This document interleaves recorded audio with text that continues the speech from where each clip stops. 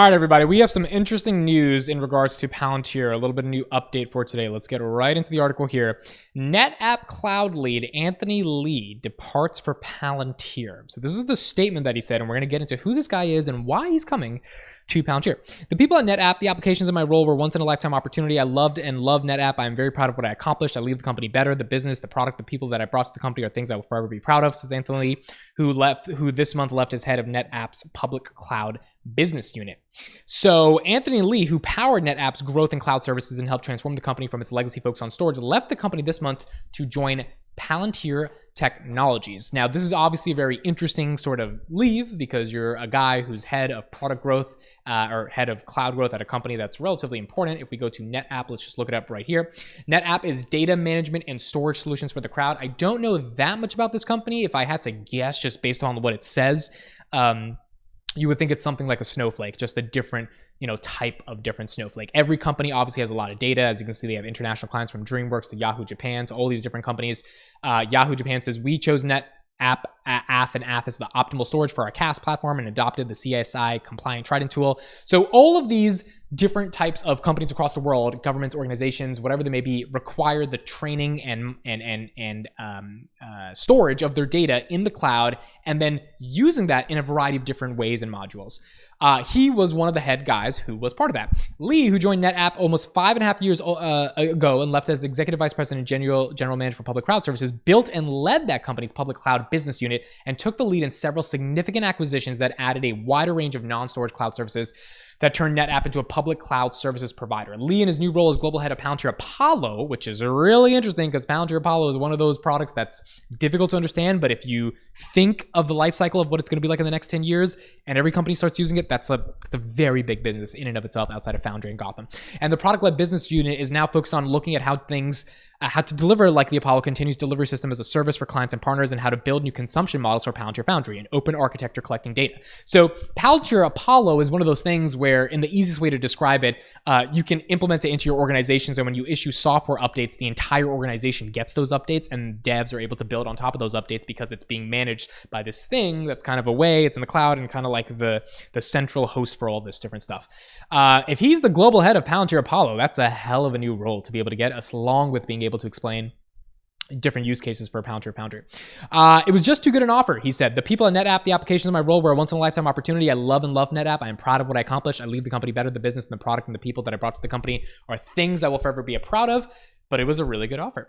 During this time at NetApp, Anthony and his team of cloud business leaders and technical experts have made significant contributions. They grew from less than 1 million annual recurring revenue to more than 500 million during his 5 years of leadership. So the guy knows something about how to scale things, how to build out a sales force, and how to get a product out into the market. Lee leaves a legacy of public cloud services that not only touch cloud storage, but also cloud compute. This is more like Amazon stuff, or AWS, and virtual desktop infrastructure that changed NetApp into a leading cloud company. And here were some of the acquisitions that they bought underneath Lee as he was the leader for the past 5 years. So it's really interesting. Last quote I'll say is, eventually NetApp found a balance between its cloud business and its legacy storage. Today, analysts and customers look at NetApp differently. He drove native cloud integration beyond the cloud marketplace into IaaS and PaaS, and shifted NetApp from a storage vendor to a data services and data management company, which is really different, right? Because a storage vendor at the end of the day is not that special. Managing storage is like kind of easy at the end of the day. You just like put stuff in the cloud and it's stored there. But managing data services and offering opportunities on top of the cloud storage that you have, the cloud compute that you have, and managing that data at scale, that's fundamentally different. So I guess the question is, right, that's on everyone's mind, why did this guy leave for Palantir? I have kind of two main arguments. Number one, I think if he was that successful in the cloud computing business and transformation of what NetApp became as the general vice president, then that's probably what attracted Palantir to be like, okay, if this guy could do it here and take them from 1 million to 500 million, why wouldn't he be able to do it for us? Especially if our technology is better, our business is obviously a lot more advanced. Like if we could do things that are different, especially in different use cases, right? You're talking about meta constellation, you're talking about healthcare, climate change. There's just so many different verticals that Palantir fits into so seamlessly. If this guy could be the head of one of the things that controls a lot of how those verticals get bigger, that could be really good for Palantir. Number two, I think he probably saw it as an opportunity to actually go venture out and do something different. Not just because his career was getting boring. My hair is kind of all over the place today. But not just because his career was likely getting boring at NetApp, but more importantly because what Palantir offers is so profound and so different in the context of data management and B2B enterprise and AI and machine learning that you're not going to get that same type of stuff at a company like NetApp, not because NetApp's bad, but because it just doesn't have the power and technology of Palantir. Palantir's worked for 17 years to be able to build this. Most companies fail. There's an 85% failure rate on ML ops and development and things of this nature. So if you get an opportunity to go work and be the head of Apollo, which is one of the three-headed monsters that Palantir has, Gotham, Foundry, Apollo, and you're actually called upon to like do a job there for them based upon the experience that you had, I think that makes a lot of sense. And I think that's a good opportunity. Final thing I want to say about this is this just shows how attractive Palantir is as a company to a lot of these executives working in the cloud computing world that want to get into something like a Palantir. There is another person, I'm forgetting his name, I did an article on this on dailypalantir.com a while ago, who left Salesforce to join and be the head of sales at Palantir for the EMEA region.